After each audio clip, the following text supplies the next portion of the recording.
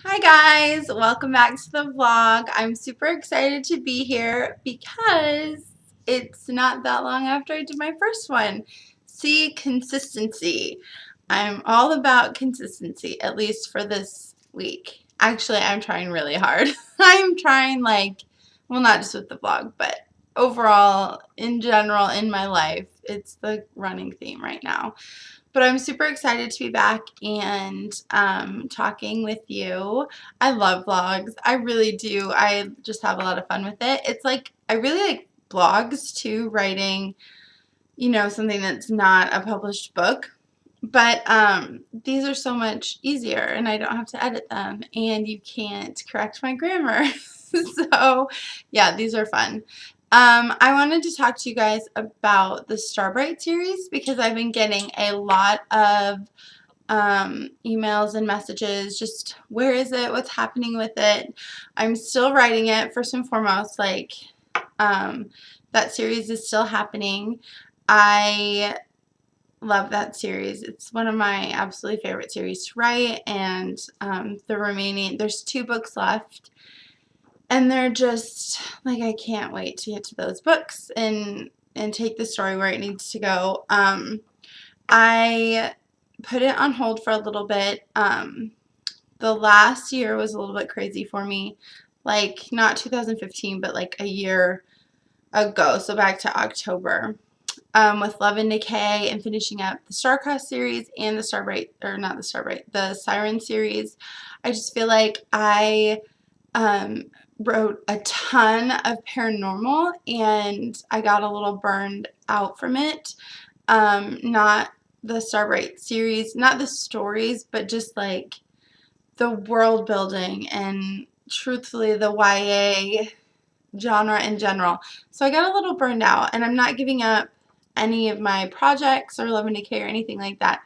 I'm just pacing myself a little differently. And then I had wrote 5 Stages of Falling in Love, and that did better than I ever expected it to. So I kind of broke into this adult contemporary genre that I wanted to pursue while I was, needing a break from paranormal and really enjoying the contemporary side of adult. So I took a break. I think Era of Secrets was published a year ago, July. Um, yeah, that's a long time. And I hate that you have to wait so long. I wish I could just churn out stories and, one a month and publish just as quickly. But it's not possible. So I am hoping I have a few projects that I need to finish up, and also Love and Decay starts this soon. It starts really soon in December.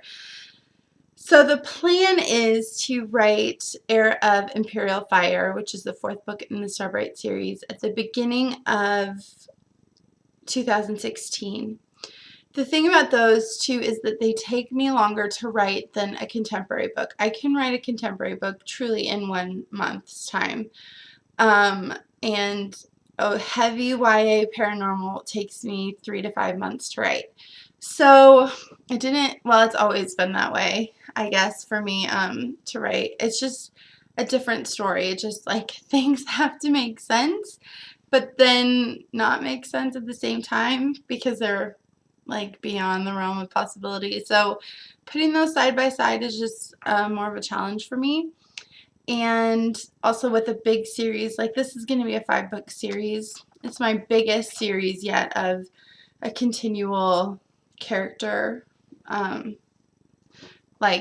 instance, the Star Crossed series is 7 books, but then the last 3 books are different points of view. So this will be all from Stella's 5 books. It's the longest for me yet, from the same character. So that's just a big, huge story arc. It's huge. And so I just want to make sure that I do the story justice and I give it to you when it is the best it can be. And also I write it when I am at my best and mentally ready to write it. So I know that's really frustrating.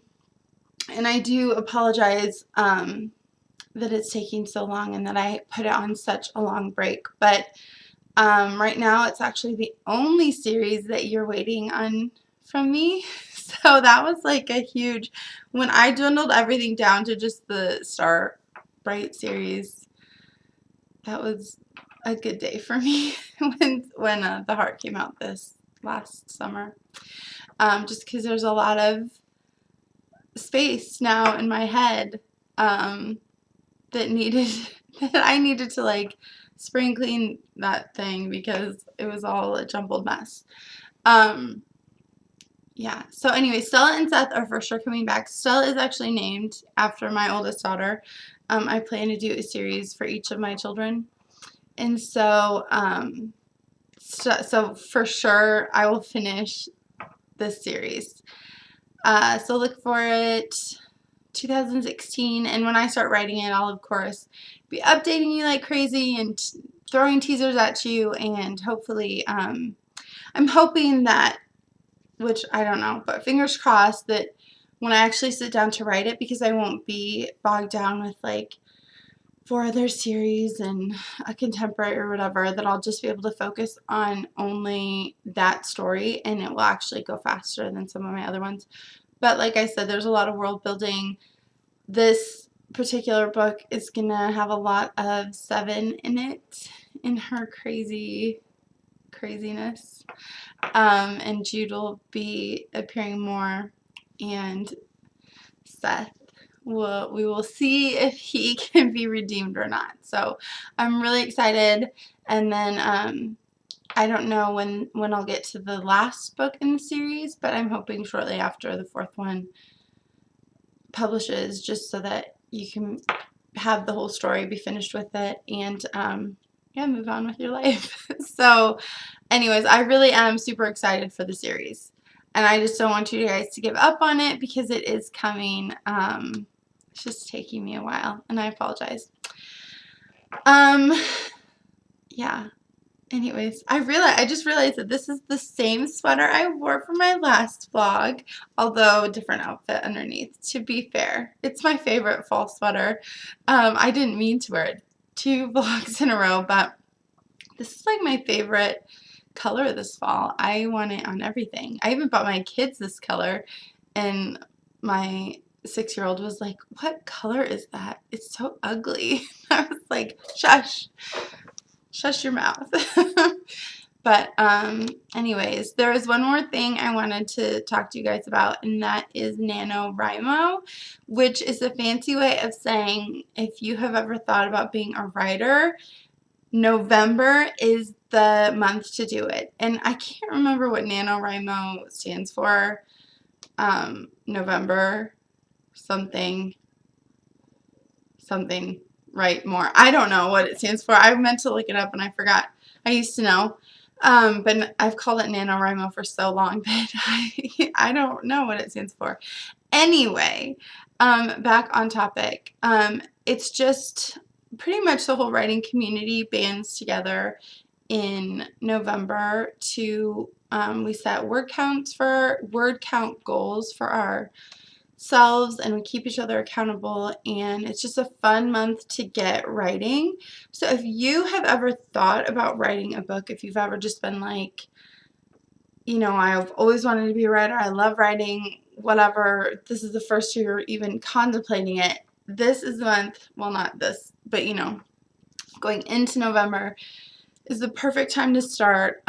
Like, think of an idea, think of a plot, think of a main character's name or whatever, and write with us. So there are like Facebook groups, NaNoWriMo, that you can get involved in. There's actually like a website that can set you up with critique groups or writing groups or whatever. Twitter, it's seriously everywhere. There's like a thing on smashwords.com for it. So there's tons of ways to get involved, and you can just Google NaNoWriMo to find out more. NaNowrimo. NaNoWriMo. If I could say that a few more times, I feel like that should have been a drinking game. Like, do you ever watch Andy Cohen after The Real Housewives? And he always has that, where would it be? Over here. Like a drinking game word. I should start doing that. Just kidding. Anyways, so if you've ever thought about it, now is the time. If the idea overwhelms you, like writing a book for me was like, when I first wrote my first book, my goal was to finish one book in my entire lifetime. That's what I told myself. That was a lifetime goal for me. And so when I started, I really had no expectations for myself. I just wanted to see if I could do it. I was kind of bored. I was a mom, young mom. I only had a little baby, and I was home a lot more often than I had ever been in my life. And so, like, I just couldn't deal with the loneliness of that. I don't know if loneliness is the right word, but just like the downtime. Like, yes, I was busy with the baby, but I wasn't really engaging my brain, and that really bothered me. And so I was a big reader, of course, and I was like, I got to the point, I got in like a series of bad books. Like, I won't mention which ones, but it was just to the point where I was like, I think I could do this. And so I challenged myself to see if I could write one chapter, and then one chapter became 2 chapters, and 2 chapters became 5, and so on. And so I really went into it with this mindset that one word at a time, one sentence at a time, one paragraph at a time. When you think about writing an entire book, it's really, truly overwhelming. Like how, even now, even truly now when I start a book, I will like panic. I'm like, how have I done this before? How do I even do this? And I've done it several times.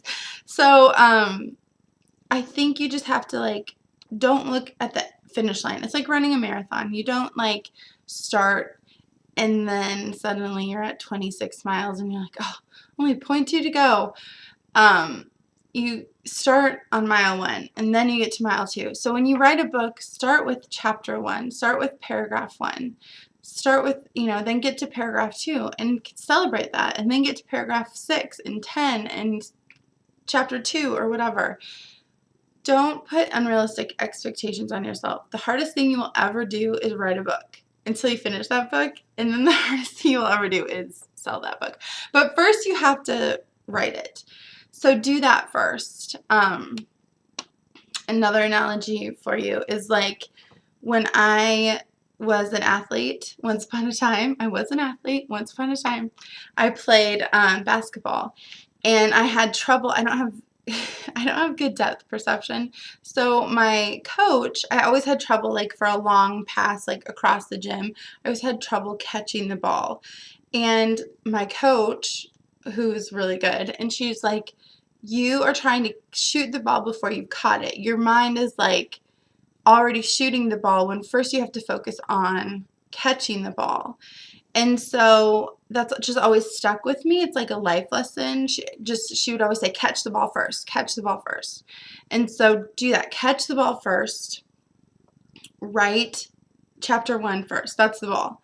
Then write chapter 2. Then finish the book. Don't think about like agents and selling and readership and all of that. Catch the ball first. Write the book.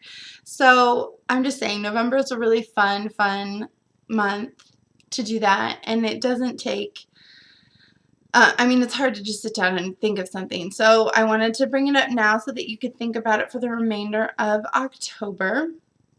And then if you are writing, I would love to hear that you're starting your NaNoWriMo journey, so definitely message me, reach out to me, or post on my Facebook or tweet me or whatever, and comment here on the vlog. And I'll keep encouraging you throughout the month because it's fantastic. Writing, even if I didn't publish, I would still write. I just learned so much about myself. It's like when I'm truly, even if I'm writing fiction, which is, we could call it lies, it's just not real, but it's like so being so truthful with myself, even though I'm not writing truth, if that makes sense. But and get involved in a good writers group, because there are so many people out there that just want to take this journey with you, and you guys are such an asset to each other as you connect and go through the process and realize that you're not like Jane Austen the first time you write a book, but that's a tough lesson to learn. although necessary. Yeah, I won't even publish my first book ever. I don't even think, truly, I don't even think I could find it right now. It's on like an old computer. It died. That book died, and it should die because it was bad. Anyways, November's a lot of fun for writers, so definitely check it out. I'm going to be doing it. I have a weekly word count anyways, but I like to be a little more diligent in November, and check it out for sure. So that's it for me, guys, today. The Starbright series is for sure coming to you early 2016. Write. If you've ever wanted to write, now is a great time.